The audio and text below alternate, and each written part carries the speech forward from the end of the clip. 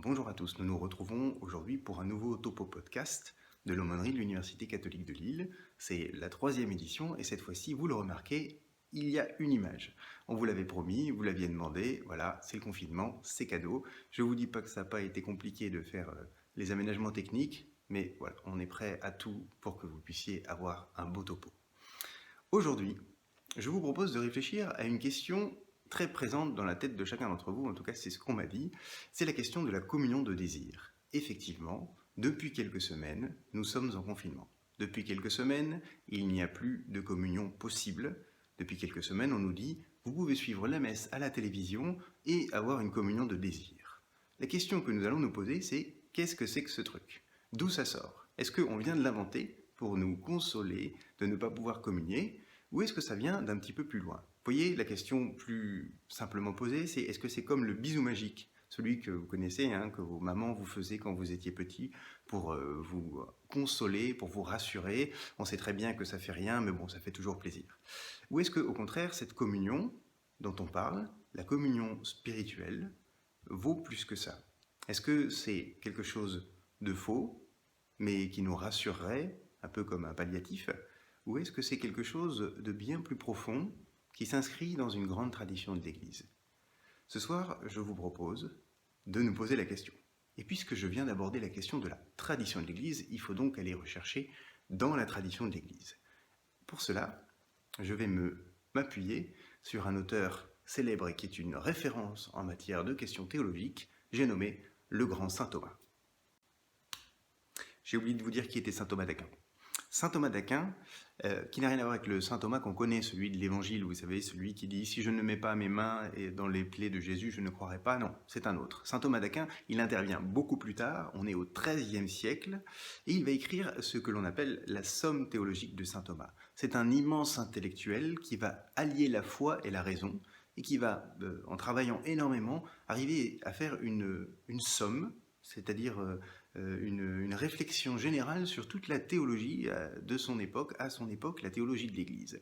Et il est pour nous encore une référence en matière de théologie. Et dès qu'on a une question, souvent, on va poser à saint Thomas la question que nous avons. Allons-y.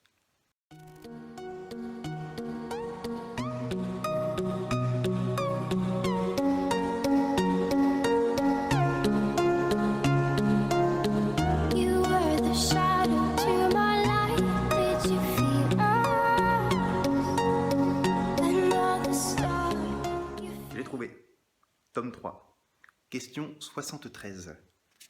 Mais avant cela, il faut préciser qu'il n'est pas du tout nécessaire de communier chaque dimanche. L'Église le dit de manière très claire, elle demande à ce que l'on communie une fois par an, au minimum, à Pâques si possible. Bon, cette année, Pâques, ça va être compliqué.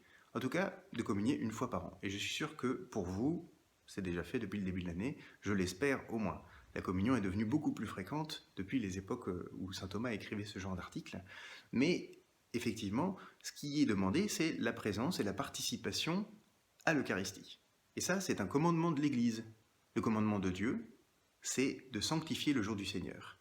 L'Église peut donc relever un commandement de l'Église. C'est ce qui est arrivé d'ailleurs lorsqu'on a demandé aux catholiques de ne pas participer à l'Eucharistie il y a quelques semaines, en leur demandant de ne pas y aller. L'Église peut relever d'un commandement de l'Église, elle ne peut pas lever un commandement de Dieu, bien entendu. Et donc c'est donc à chacun de trouver une manière de sanctifier le jour du Seigneur. Et la plus belle manière de le faire, c'est quand même encore d'essayer de suivre l'Eucharistie par les moyens qui sont donnés. Il y a pas mal de messes qui sont retransmises un peu partout sur la toile. C'est assez simple pour vous d'essayer de suivre quelque chose, des belles liturgies. C'est peut-être l'occasion d'aller voir un petit peu autour de vous ce qui se passe. Donc la communion n'est pas indispensable à chaque fois que l'on participe à l'Eucharistie. Donc sur ce point de vue, sur ce point-là, on peut être rassuré.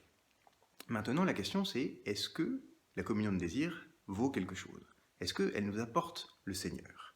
Et là, c'est saint Thomas qui va se poser la question, une question très simple, Utrum hoc sacramentum sit de necessitate salutis. Ah non, je crois qu'il n'y a pas les sous-titres. Je vais vous le faire en français. Ce sacrement est-il nécessaire au salut?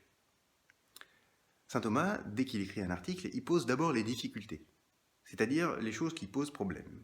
Et lorsqu'il réfléchit, il dit « Il apparaît que ce sacrement est nécessaire au salut, Car le Seigneur dit en Saint Jean, « Si vous ne mangez la chair du Fils de l'homme, et si vous ne buvez son sang, vous n'aurez pas la vie en vous. » Or, c'est dans ce sacrement, dans l'Eucharistie, que l'on mange la chair du Christ et que l'on boit son sang.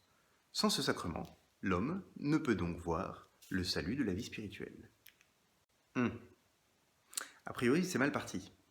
Il semblerait que on n'a pas la vie en nous si on ne communie pas au corps et au sang du Christ. Cependant, et oui, parce que saint Thomas met toujours les 7 contrats, les cependant. Cependant, effectivement, saint Augustin lui-même, le grand Augustin, dit « Ne vous imaginez pas que les tout-petits ne peuvent avoir la vie, eux qui n'ont pas reçu le corps et le sang du Christ. » Tiens, on a l'air d'avoir un problème. D'un côté, le Christ nous dit quelque chose, d'un autre, Augustin nous dit autre chose. Intéressant de voir comment saint Thomas va s'en sortir. Et voilà la réponse de Thomas. Dans ce sacrement, il faut considérer 2 choses, le sacrement lui-même et la réalité du sacrement. On a vu précédemment, et là il parle du baptême, que la réalité d'un sacrement peut être obtenue avant la réception rituelle de ce sacrement, du fait même qu'on aspire à le recevoir. Par conséquent, on peut obtenir le salut avant de recevoir ce sacrement du fait qu'on y aspire. De même qu'avant le baptême, si l'on aspire au baptême, comme nous l'avons dit précédemment. Et oui, il est donc possible de recevoir la réalité du sacrement par anticipation. Et c'est ce que nous vivons chaque dimanche lorsque nous désirons recevoir l'Eucharistie de tout notre cœur et que nous en sommes empêchés. Et d'ailleurs, saint Thomas va déployer cette question un petit peu plus loin dans la question 80. Il va faire une distinction entre le fait de recevoir, il va appeler ça sacramentellement, c'est-à-dire l'Eucharistie, mais avec un cœur pas préparé, un cœur qui n'est pas prêt à l'accepter. Et il dit, c'est une manière imparfaite, complètement imparfaite de recevoir le sacrement. La vraie manière de le recevoir, c'est de le recevoir spirituellement parlant. Il dit, on consomme le sacrement sans en recevoir son effet lorsque l'on communie uniquement sacramentellement. En revanche, on perçoit l'effet de ce sacrement et on est uni spirituellement au Christ par la foi et la charité lorsque l'on communie spirituellement. Et effectivement, communier sacramentellement parlant ne nous est plus possible aujourd'hui. En revanche, communier spirituellement, c'est toujours et c'est encore possible et c'est bien désirable d'ailleurs. Vous voyez bien que cette communion de désir n'est pas du tout une nouveauté. C'est quelque chose qui fait partie de la tradition et de la foi de l'Église. Elle a été vécue par des grands saints et par de nombreuses personnes jusqu'à aujourd'hui. D'ailleurs, c'est une attitude plutôt récente que de communier chaque dimanche, et pour certains de communier chaque jour. Autrefois, on communiait à certaines grandes fêtes, et encore. Et il était rappelé régulièrement que les chrétiens devaient communier, et on essayait de les pousser un petit peu parce qu'ils n'osaient pas. Aujourd'hui, les choses ont un petit peu changé, et on a pris l'habitude de communier aussi souvent que possible, et c'est très bien comme ça.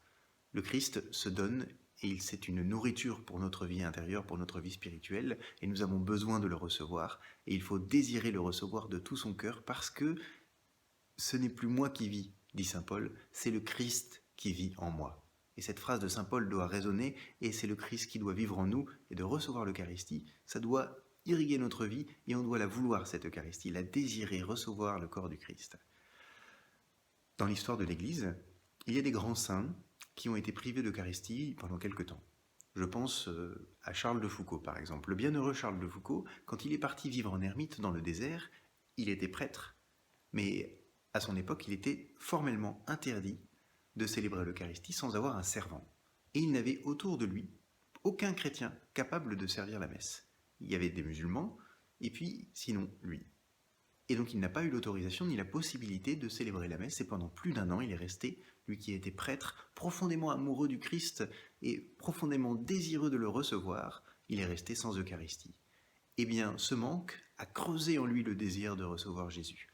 Et un jour, il va recevoir la dérogation, une lettre qui viendra du Saint-Siège et qui l'autorise à célébrer la messe. Alors maintenant, eh bien, je voudrais vous donner 3 conseils pour pouvoir vivre pleinement la communion de désir. Premier conseil, préparez votre Eucharistie. Préparez votre communion de désir. Il ne s'agit pas de se poser devant la télé comme si on était devant un match de football et d'attendre que la messe se déroule et puis finalement avoir l'impression d'avoir participé à l'Eucharistie. Non, il s'agit de préparer. Il faut se préparer, préparer son cœur et peut-être aussi préparer son intérieur. On coupe les notifications, on met une bougie, On organise la table pour qu'il n'y ait rien d'autre autour et on se met en position de prière. Voilà une manière de préparer extérieurement l'Eucharistie. Et puis il y a aussi une manière de préparer intérieurement, c'est-à-dire de véritablement se mettre en présence du Seigneur, d'ouvrir la prière, de participer physiquement, intérieurement, avec tout son corps et tout son cœur à la célébration qui a lieu effectivement dans un autre lieu, peut-être très loin de chez soi, mais avec lesquels on est en profonde communion. Et nous, les chrétiens, nous savons ce qu'est la communion. Nous essayons de la vivre le plus souvent possible. Et donc ce n'est pas un mot au hasard, parfois on le dit un peu très facilement, allez, on est en union de prière, ça permet de terminer un message. C'est un petit peu léger. Non, la communion, c'est quelque chose d'extrêmement fort. Nous savons que lorsque nous nous tournons vers Dieu, nous sommes reliés à tous ceux qui sont tournés vers Dieu également, et nous sommes évidemment en communion avec le Seigneur lui-même. Deuxième point, nous unir avec tous ceux qui ne peuvent habituellement recevoir la communion.